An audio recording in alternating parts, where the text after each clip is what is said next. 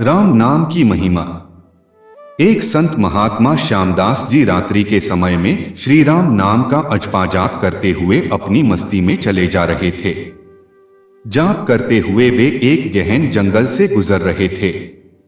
विरक्त होने के कारण वे महात्मा बार बार देशाटन करते रहते थे। वे किसी एक स्थान में अधिक समय नहीं रहते थे। वे ईश्वर नाम प्रेमी थे, इसलिए दिन रात उनके मुख से राम नाम जप चलता रहता था। स्वयं राम नाम का अजपा जाप करते तथा औरों को भी उसी मार्ग पर चलाते। श्यामदास जी गहन जंगल में मार्ग भूल गए थे, पर अपनी मस्ती में चले जा रहे थे कि जहां राम ले चले वहां दूर अंधेरे के बीच में बहुत सी दीपमालाएं प्रकाशित थीं। महात्मा जी उसी दिशा की ओर चलने लगे। निकट पहुंचते ही देखा कि वटवृक्ष के पास अनेक प्रकार के वाद्ययंत्र बज रहे हैं। नाच गान और शराब की महफिल जमी है। कई स्त्री पुरुष साथ में नाचते कूदते हंसते तथा औरों को हंसा रहे हैं। उन्हें महसूस हुआ कि वे मनुष्य नहीं प्रेतात्मा हैं। श्यामदास जी को देखकर एक प्रेत ने उनका हाथ पकड़कर कहा, हो मनुष्य, हमारे राजा तुझे बुलाते हैं, चल। वे मस्त भाव से राजा के पास गए जो सिंहासन पर बैठा था। वहां राजा के इर्द गिर्द कुछ प्रेत खड़े थे। प्रेतराज ने कहा, तुम इस ओर क्यों आए? हमारी मंडली आज मदमस्त हुई है। इस बात का तुमने विचार नहीं किया? तुम्हें मौत का डर नहीं है? अट्टहास करते हुए महात्मा श्यामदास जी बोले, मौत का डर? और मुझे राजन, जिसे जीने का मोह हो उसे मौत का डर होता है। हम साधु लोग तो मौत को आनंद का विषय मानते हैं। यह तो देह परिवर्तन है जो प्रारब्ध कर्म के बिना किसी से हो नहीं सकता। प्रेतराज, तुम जानते हो हम कौन हैं? महात्मा जी, यह मैं अनुमान करता हूं कि आप प्रेतात्मा हो। प्रेतराज, तुम जानते हो लोग समाज हमारे नाम से कांपता है। महात्मा जी, प्रेतराज, मुझे मनुष्य में गिनने की गलती मत करना। हम जिंदा दिखते हुए भी जीने की इच्छा से रहित मृततुल्य हैं। यदि जिंदा मानो तो भी आप हमें मार नहीं सकते। जीवन मरण कर्माधीन है। मैं एक प्रश्न पूछ सकता हूं? महात्मा की निर्भयता देखकर प्रेतों के राजा को आश्चर्य हुआ कि प्रेत का नाम सुनते ही मर जाने वाले मनुष्य में एक इतनी निर्भयता से बात कर रहा है। सचमुच ऐसे मनुष्य से बात करने में कोई हरकत नहीं। प्रेतराज बोला, पूछो क्या प्रश्न है? महात्मा जी, प्रेतराज, आज यहां आनंदोत्सव क्यों मनाया जा रहा है? प्रेतराज, मेरी इकलौती कन्या योग्य पति न मिलने के कारण अब तक कुंवारी हैं, लेकिन अब योग्य जमाई मिलने की संभावना है। कल उसकी शादी है, इसलिए यह उत्सव मनाया जा रहा है। महात्मा हंसते हुए, तुम्हारा जमाई कहाँ है? मैं उसे देखना चाहता हूं। प्रेतराज, जीने की इच्छा के मोह के त्याग करने वाले महात्मा, अभी तो वह हमारे पद प्रेत्योनि को प्राप्त नहीं हुआ है। वह इस जंगल के किनारे एक गांव के श्रीमंत धनवान का पुत्र है। महादुराचारी होने के कारण वह इस वक्त भयानक रोग से पीड़ित है। कल संध्या के पहले उसकी मौत होगी, फिर उसकी शादी मेरी कन्या से होगी। इसलिए रात भर गीत नृत्य और मद्यपान करके हम आनंदोत्सव मनाएंगे। श्यामदास जी वहां से विदा होकर श्री राम नाम का अजपा जाप करते हुए जंगल के किनारे के गांव में पहुंचे। उस समय सुबह हो चुकी थी। एक ग्रामीण से महात्मा ने पूछा, इस गांव में कोई श्रीमान का बेटा बीमार है? ग्रामीण, हाँ महाराज, नवलशाह सेठ का बेटा सांकलचंद 1 वर्ष से रोगग्रस्त हैं। बहुत उपचार किए पर उसका रोग ठीक नहीं होता। महात्मा नवलशाह सेठ के घर पहुंचे। सांकलचंद की हालत गंभीर थी। अंतिम घड़ियां थीं, फिर भी महात्मा को देखकर माता पिता को आशा की किरण दिखी। उन्होंने महात्मा का स्वागत किया। सेठ पुत्र के पलंग के निकट आकर महात्मा राम नाम की माला जपने लगे। दोपहर होते होते लोगों का आना जाना बढ़ने लगा। महात्मा क्यों सांकलचंद, अब तो ठीक हो? सांकलचंद ने आंखें खोलते ही अपने सामने एक प्रतापी संत को देखा तो रो पड़ा। बोला, बापजी आप मेरा अंत सुधारने के लिए पधारे हो। मैंने बहुत पाप किए हैं, भगवान के दरबार में क्या मुंह दिखाऊंगा। फिर भी आप जैसे संत के दर्शन हुए हैं, यह मेरे लिए शुभ संकेत हैं। इतना बोलते ही उसकी सांस फूलने लगी, वह खांसने लगा। बेटा निराश न हो, भगवान राम पतित पावन है, तेरी यह अंतिम घड़ी है। अब काल से डरने का कोई कारण नहीं। खूब शांति से चित्तवृत्ति के तमाम वेग को रोककर श्री राम नाम के जप में मन को लगा दे। अजपा जाप में लग जा। शास्त्र कहते हैं, चरितम रघुनाथस्य शतकोटिम प्रविस्तरम एकैकम अक्षरम पुण्य महापातक नाशन। अर्थातः 100 करोड़ शब्दों में भगवान राम के गुण गाए गए हैं। उसका एक एक अक्षर ब्रह्महत्या आदि महापापों का नाश करने में समर्थ है। दिन ढलते ही सांकलचंद की बीमारी बढ़ने लगी। वैद्य हकीम बुलाए गए, हीरा भस्म आदि कीमती औषधियां दी गई, किंतु अंतिम समय आ गया। यह जानकर महात्मा जी ने थोड़ा नीचे झुककर उसके कान में राम नाम लेने की याद दिलाई। राम बोलते ही उसके प्राण पखेरु उड़ गए। लोगों ने रोना शुरू कर दिया। शमशान यात्रा की तैयारियां होने लगी। मौका पाकर महात्मा जी वहां से चल दिए। नदी तट पर आकर स्नान करके नामस्मरण करते हुए वहां से रवाना हुए। शाम ढल चुकी थी। फिर वे मध्यरात्रि के समय जंगल में उसी वटवृक्ष के पास पहुंचे। प्रेत समाज उपस्थित था। प्रेतराज सिंहासन पर हताश होकर बैठे थे। आज गीत नृत्य हास्य कुछ न था। चारों ओर करुण आक्रंद हो रहा था। सब प्रेत रो रहे थे। महात्मा ने पूछा, प्रेतराज, कल तो यहां आनंदोत्सव था, आज शोक समुद्र लहरा रहा है, क्या कुछ अहित हुआ है? प्रेतराजा, हां भाई, इसीलिए रो रहे हैं। हमारा सत्यानाश हो गया। मेरी बेटी की आज शादी होने वाली थी, अब वह कुंवारी रह जाएगी। महात्मा, प्रेतराज, तुम्हारा जमाई तो आज मर गया है, फिर तुम्हारी बेटी कुंवारी क्यों रही? प्रेतराज ने चिढ़कर कहा, है तेरे पाप से। मैं ही मूर्ख हूं कि मैंने कल तुझे सब बता दिया। तूने हमारा सत्यानाश कर दिया। महात्मा ने नम्र भाव से कहा, मैंने आपका अहित किया, यह मुझे समझ में नहीं आता। क्षमा करना, मुझे मेरी भूल बताओगे तो मैं दोबारा नहीं करूंगा। प्रेतराज ने जलते हृदय से कहा, है यहां से जाकर तूने मरने वाले को नाम स्मरण का मार्ग बताया और अंत समय भी राम नाम कहलवाया। इससे उसका उद्धार हो गया और मेरी बेटी कुंवारी रह गई। महात्मा जी, यह क्या? सिर्फ एक बार नाम जप लेने से वह प्रेत्योनि से छूट गया। आप सच कहते हो? प्रेतराजा, हां भाई, जो मनुष्य राम नाम जप करता है वह राम नाम जप के प्रताप से कभी हमारी योनि को प्राप्त नहीं होता। भगवान नाम जप में नरकोद्धारिणी शक्ति है। प्रेत के द्वारा राम नाम का यह प्रताप सुनकर महात्मा जी प्रेमाश्रु बहाते हुए भाव समाधि में लीन हो गए।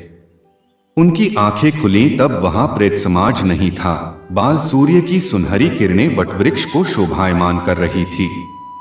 श्री राम राज सरकार की जय। महाकाल और युग प्रत्यावर्तन प्रक्रिया।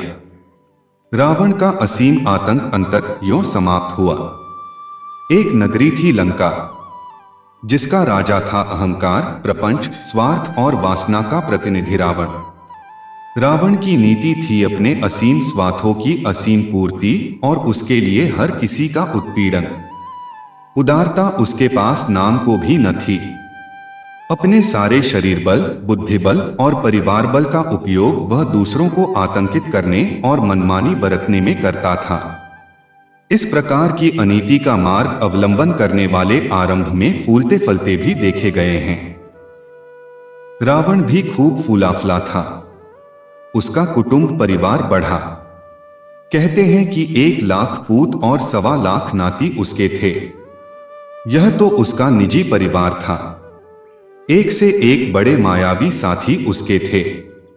त्रिजटा जो अनेक रूप बना सकती थी, मारीच जो अनेक वेश बदल सकता था, कुंभकर्ण जिसके योजनों लंबे नाक कान थे, दूर की बातों को सूंघ सुन सकता था, मेघनाद, खरदूषण, सुबाहु आदि अगणित पराक्रमी उसके साथ थे। आतंकवादी के साथी कितने ही हो भी जाते हैं। इस सहयोग साझेदारी में ही दुष्ट दुरात्माओं को लाभ दिखाई पड़ता है। सो रावण का परिवार बढ़ा और देखते देखते लंका सोने की बन गई। लंका में वरुण पानी भरते थे, पवन बुहारी लगाते थे, अग्निदेव भोजन पकाते थे। निदान सभी देवता बंधन में बंधे विवश उसकी नगरी की सेवा शुश्रूषा में जुटे रहने लगे।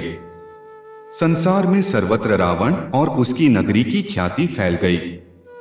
सर्वत्र अंधकार छा गया। लोग इस आतंक से दुखी तो बहुत थे, पर उपाय सूझ न पड़ता था। निराशा छाई हुई थी। दुर्देव को कोसने के अतिरिक्त किसी से कुछ बन न पड़ रहा था। अविवेक को उद्धत आचरण करने का अवसर मिलता है और वह सफल होता चलता है तो उसका आतंक फैलना स्वाभाविक है। आतंक के आगे दुर्बल नतमस्तक होने में अपनी खैर मनाते हैं और दुष्ट उसमें सम्मिलित रहकर साझेदारी का अधिक लाभ पाने की नीति अपनाते हैं। व्यक्ति हो चाहे तथ्य, चलते इसी मार्ग पर हैं। फलत अनाचार का रावण जब भी अवसर मिलता है अपना साम्राज्य व्यापक बना लेता है। मायावी साथियों को इसे कमी नहीं रहती। सोना खिंच खिंच कर उन दुरात्माओं की नगरी केंद्र भूमि में ही इकट्ठा होने लगता है। पूंजीवाद की बढ़ोत्तरी साधारण जनता को जर्जर करके रख देती है। यही रावण राज्य का स्वरूप है। वह ऐतिहासिक भी हो सकता है और तथ्यात्मक भी। त्रेता युग के रूप में वह आज भी जीवित है। अविवेक जन्य अनाचार की तूती आज भी बोल रही है। व्यक्ति और समाज सभी उसके आतंक राज्य में नतमस्तक खड़े हैं। बुद्धिवादी और समर्थ लोगों ने इसका विरोध करके अपने को झंझट में डालने की अपेक्षा साझेदारी का रास्ता अपना लिया है। एक से एक बड़े मायावी मारीच और खरदूषण इस आतंक राज्य में सम्मिलित हो गए हैं। प्राचीन काल में रावण राज एक शासन तंत्र में केंद्रीभूत था।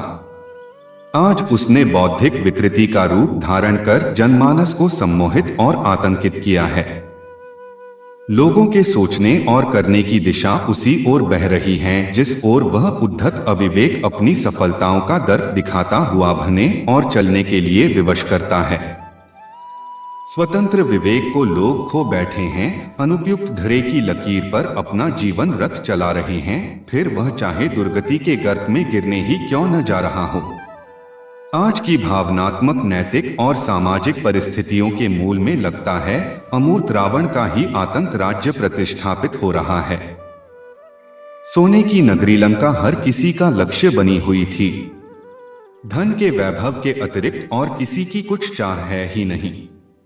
प्रकाश का उपहास करने वाले, अंधकार में सुख संतोष मनाने वाले निशाचरों की सेना वर्षा के उद्भिजों की तरह दिन दूनी रात चौगुनी बढ़ती चली जा रही है। इन परिस्थितियों में मानवता को संत्रस्त होना ही पड़ेगा। दुख, दारिद्र्य और शोक संताप ही तो रावण राज्य की उपलब्धियां हैं। मनुष्य मूर्ख तो है पर विचार शून्य नहीं। लोगों में से डरपोक तो बहुत हैं पर साहस और शौर्य का सर्वथा अंत कभी नहीं होता। स्वार्थियों और संकीर्ण स्तर वालों का बाहुल्य सदा रहा है, पर लोकमंगल को जीवन का लक्ष्य बनाने वाले सत्पुरुषों से धरती माता की गोदी सर्वथा सूनी नहीं होती। व्यक्ति और समाज की दुर्दशा से क्षुब्ध होने वाले और उन विकृतियों का सुधारात्मक उन्मूलन करने के लिए ऐसी अंधेरी परिस्थितियों में ज्योति किरण की तरह कुछ आत्माएं जन्मती हैं और उस विपन्नता से जूझ पड़ती हैं। साधन स्वल्प होते हुए भी वे सदुद्देश्य का समर्थन करने के कारण दैवी शक्ति का अनुग्रह प्राप्त करती हैं और अंततः लोग साधनहीन विवेक को विजयी और साधन संपन्न अविवेक को परास्त हुआ देखते हैं। ऐसा ही रावण काल में भी हुआ। लोकमंगल में अभिरुचि रखने वाले बुद्धिजीवी ऋषि मुनि एकत्रित हुए और उनने विचार किया कि विश्व वसुधा को शोक संताप में डुबा देने वाली इस विपन्न परिस्थिति का अंत कैसे हो। सबने एक मत से स्वीकार किया कि सत्पुरुषों की सम्मिलित शक्ति महाकाली ने ही आदि काल में असुरता से लोहा लिया था और वही अब रावण युग का अंत करने में समर्थ होगी। उन्हें पता था कि एक समय जब असुरता से परास्त देवताओं के पास आत्मरक्षा का कोई उपाय शेष न रहा तो वे प्रजापति की शरण में गए थे। प्रजापति ने सब देवताओं की थोड़ी थोड़ी शक्ति को लेकर इकट्ठा किया। उस सामूहिक शक्तिपिंड में प्राण फूका तो भगवती दुर्गा महाकाली प्रकट हुई थी। उसने अपनी हुकार से दशों दिशाओं को कपा दिया और असुरों को लड़ने के लिए ललकारा। असुर लड़ने आए तो महिषासुर अहंकार, मधु कैटभ लोभ और शुंभनिशुंभ व्यामोह तीनों ही दुर्दांत दैत्यों को उस महाशक्ति के हाथों प्राण गंवाने पड़े थे। एकत्रित ऋषियों ने कहा अब भी वही स्थिति है और वही उपाय। व्यापक असुरता से एक एक करके लोहा नहीं लिया जा सकता। उसे हटाना मिटाना हो तो सम्मिलित संगठित शक्ति का आयोजन करना होगा। मत निश्चित हुआ। हर प्रबुद्ध व्यक्ति ने अपना अपना योगदान दिया और उस अगणित रक्त बिंदुओं से भरे घड़े को जमीन में गाड़ दिया गया। पकता रहा। जब उसमें सजीव महाशक्ति महाकाली परिपूर्ण रूप में बनकर तैयार हो गई तो प्रश्न आया, इसे संभाले कौन, इसका उद्घाटन कौन करे। उपयुक्त व्यक्ति की तलाश की गई तो वह निकले राजा जनक। कर्मयोगी ब्रह्मज्ञानी जनक राजा तो थे, पर रोटी अपना पसीना बहाकर खेती करके कमाते थे। प्रजा की सेवा तो करते थे पर उससे पारिश्रमिक नहीं लेते थे। संपत्ति तो क्या देह को भी अपना न मानते थे और जो कुछ उनके पास था उसे जनता की संपत्ति मानकर चलते थे, इसलिए लोग उन्हें विदेह भी कहते थे। ऐसे ही नररत्न महाक्रांति के सफल संचालक, पोषक एवं पिता प्रणेता बनने के अधिकारी हो सकते हैं। कथा है कि जनक जब कृषि कर्म में निरत थे तो हल की नोक से वह घड़ा टकराया और उसमें से बैठी कन्या बाहर निकली। जनक ने उसे उठाया और छाती से लगा लिया। उसका नाम रखा सीता। हल की नोक को संस्कृत में सीता कहते हैं। हल की नोक से हलवाहे और श्रमिक ने जिसे उगाया उपजाया हो, उस युग प्रवृत्ति का सीता के नाम से सर्वसाधारण ने परिचय पाया। सीता जनक के घर में पली खेली और बड़ी हुई। अब वह विवाह योग्य हो चली थी। जनक इस विचार में मग्न थे कि इसका विवाह किस वर के, किस प्रकृति के, किस योग्यता के, किस स्तर के व्यक्ति से किया जाए। इतने में सीता ने इशारे में अपने पिता के सन्मुख वह हल उपस्थित कर दिया। जनक के घर महाकाल शिव का एक पुराना धनुष सुरक्षित रखा था। सीता ने उसे एक घर के कोने से उठाकर दूसरे कोने में रख दिया, मानो पिता को संकेत किया हो कि अब धनुष के प्रयोग का सार्वजनिक संघर्ष का समय आ गया। कोई ऐसा धनुर्धर ढूंढा जाए जिसका स्तर, साहस और आत्मबल महाकाल के इस महाविनाशक अस्त्र को धारण कर सकने योग्य हो। उस युग की यही तो सबसे बड़ी आवश्यकता थी। उसे जो पूरा कर सके वही तो महाशक्ति को धारण एवं वरण कर सकता है। वह अनादि काल में ही अपनी पसंदगी घोषित कर चुकी है। यो मां जयति संग्रामे यो मे दर्पो व्यमोहित यो मे विजयते लोके समय भरता भविष्यति, अर्थात जो मुझे संग्राम में जीते, जो मेरा दर्प संभाले, जो विजय करने की क्षमता रखे, वही मेरा पति होगा। महाशक्ति सीता को जो धारण कर सके और शिव पिनाक को उठाकर असुरता के विरुद्ध उस पर शर संभाल सके, ऐसा वर ढूंढा जाए। निदान स्वयंवर रचाया गया। राम इस कसौटी पर खरे उतरे। दूसरे विवाहेच्छक वैभवशाली तो बहुत थे पर उनमें राम जैसा आत्मबल न था, अतएव इतना बड़ा उत्तरदायित्व उठाने में समर्थ न हो सके। राम ने शिव धनुष उठा लिया। सीता की विजय माला उन्हीं के गले में पड़ी। शक्ति और शिव का द्वैत मिटकर जब अद्वैत हो गया तब इस काल धारा का प्रवाह फूटा जो युग परिवर्तन के लिए अभीष्ट था। राम सीता का विवाह गृहस्थोपयोग के लिए नहीं, किसी प्रयोजन के लिए एक अपूर्णता को पूर्णता में परिवर्तित कर समय की महती आवश्यकता संपन्न करने के लिए हुआ था। सो कुछ ही दिन बाद परिस्थितियों ने मोड़ ले लिया। वनवास को तैयारियां हुई और सीता समेत राम लक्ष्मण वनवास के लिए चल दिए। सीता हरी गई और वे लंका पहुंची। उनका पदार्पण लंका की काया पलट करने के लिए था। वहां आतंक का उद्गम बदलकर ज्ञान और भक्ति के प्रतीक विभीषण को प्रतिष्ठापित किया जाना था। भगवती ने इसी के लिए अभीष्ट परिस्थितियों विनिर्मित की। सिया हरण न होता तो शायद लंका का कायाकल्प भी न हो पाता। राम ने संस्कृति सीता के अपहरण को असह्य माना और वे दुर्दांत रावण को परास्त करने के लिए कटिबद्ध हो गए। राम के पास कोई सेना नहीं थी।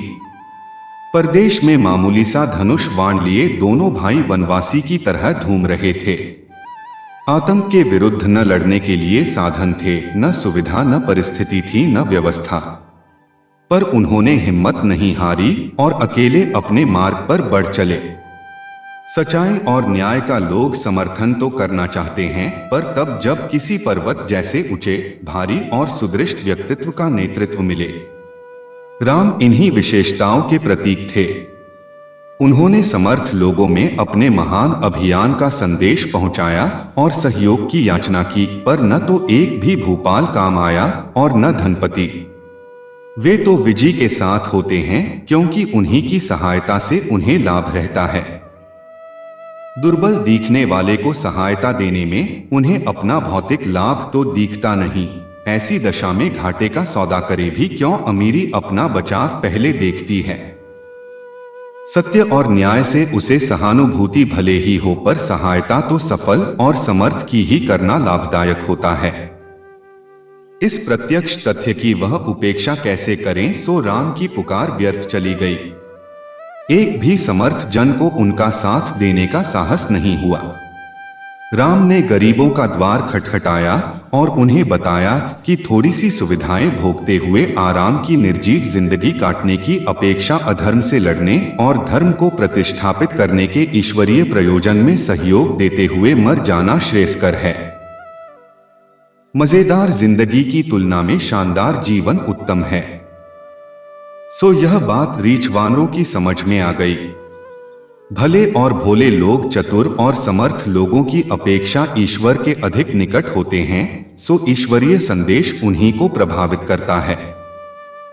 रीछ वानरों ने घर, शरीर और सुविधाओं का मोह छोड़ा और वे सच्चे सूरमाओं की तरह निहत्थे होते हुए भी युग दानव के विरुद्ध संघर्ष में कूद पड़े। दिखता यही था कि शायद इतना बड़ा आतंक पराजित न हो सके, शायद हम साधन विहीन लोग ही इस संघर्ष में खेत रह जाएं, पर उनकी आत्मा ने कहा न्याय और औचित्य के लिए लड़ने का प्रयत्न अपने आप में एक बहुत बड़ी विजय है। इस संघर्ष का हर कदम धर्म सैनिक की सफलता है। भौतिक विजय या पराजय के झंझट में क्यों पड़ा जाए, राम रावण का ऐतिहासिक युद्ध होने की तैयारी हो गई। बाधाओं का सेतु बांधना था। नलनील ने रीछ वानरों की सहायता से पत्थर के टुकड़े जुटाए और जल पर तैरने वाला पुल बनाने की तैयारी की। भगवान राम ने कहा भौतिक साधन तो जुटाने ही चाहिए, पर परिवर्तन के देवता महाकाल को भी साथ ले लेना चाहिए, क्योंकि सूक्ष्म रूप में उन्हीं की शक्ति बड़े प्रयोजन को संपन्न करती है। सच तो यह है कि हम सब उन्हीं की प्रेरणा से इतना दुस्साहस कर सके हैं और आगे उन्हीं के संकेतों पर चलते हुए अभीष्ट उद्देश्य की प्राप्ति में सफलता प्राप्त करेंगे। सेतुबंध के स्थान पर भगवान राम ने अपने ईश्वर मार्गदर्शक रामेश्वर महेश्वर महाकाल की प्रतिष्ठापना की और आराधना अर्चा के साथ आत्मसमर्पण करते हुए कहा, हे महान, आपकी इच्छा पूर्ण हो, हम सब आपकी भ्रकुटी संकेतों पर बलिदान होने के लिए खड़े हैं। महेश्वर ने उन्हें आशीर्वाद दिया और कहा, मेरा प्रयोजन पूर्ण करने में संलग्न बालकों, तुम्हें श्रेय मिलेगा, यशस्वी होगे और उज्जवल नक्षत्रों की तरह अनंत काल तक चमकोगे। मेरी विजय तुम्हारी विजय गिनी जाएगी। महाकाल के आशीर्वाद ने राम दल का साहस सैकड़ों गुना बढ़ा दिया। बूढ़ा जटायु जानता था कि मेरी शक्ति स्वल्प है, रावण से जूझने का क्या परिणाम हो सकता है यह भी उसे विदित था। फिर भी उसने सोचा जीवन की इससे बड़ी सार्थकता और सफलता दूसरी नहीं हो सकती कि उसका उपयोग न्याय धर्म की रक्षा करने और लोक मंगल के अभिवर्धन में हो सके। इस अनुपम अवसर को वह दूरदर्शी चूकने वाला न था, सो रावण से लड़ पड़ा और मारा गया। हो सकता है किसी कायर पर इसका बुरा असर पड़ा हो और कुछ उमंग उठ रही हो तो इस प्रकार की हानि उठाने से बचने के लिए डरकर अपना हौसला खो बैठा हो। पर दुनिया में सभी तो डरपोक नहीं हैं, कुछ ऐसे भी हैं जिनका शौर्य अवसर आने पर ही उभरता है।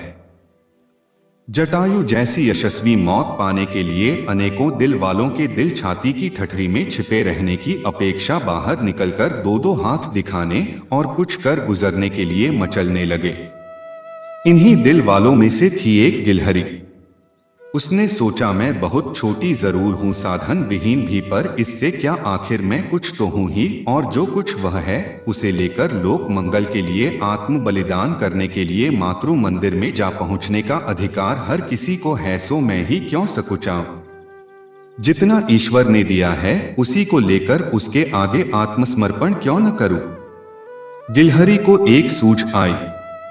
वह अपने बालों में धूली के थोड़े से कण भर ले जाती और समुद्र में छिड़क आती। उसका यह अनवरत श्रम देखकर देखने वालों ने हैरत में भरकर उससे पूछा, आखिर यह सब क्यों कर रही हो, इसका क्या परिणाम होने की आशा है। गिलहरी ने कहा, राम समुद्र पार जाकर रावण से लड़ने खड़े हैं। नल नील समुद्र पर पुल बनाने में जुटे हैं। हनुमान समुद्र को छलांग चुके, फिर क्या इस बाधा के सागर को पाटने में मेरा कोई योगदान न होना चाहिए। छोटी हूं तो क्या बालों में थोड़ी बालू भरकर समुद्र में डालती रहूंगी तो आखिर इस बाधाओं के सागर को कुछ तो पाटा ही जा सकेगा।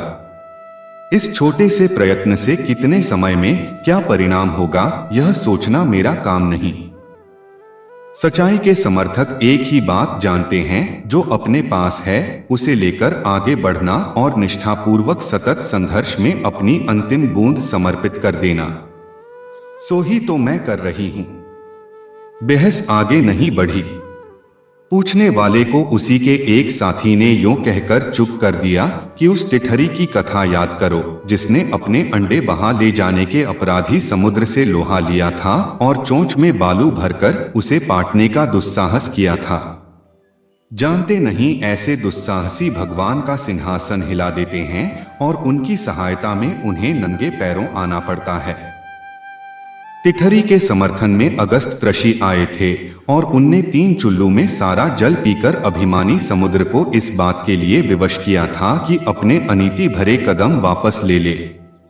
जीत जब टिठरी की ही रही तो यह गिलहरी अपने लक्ष्य तक क्यों न पहुंच सकेगी। पूछने वाला निरुत्तर था।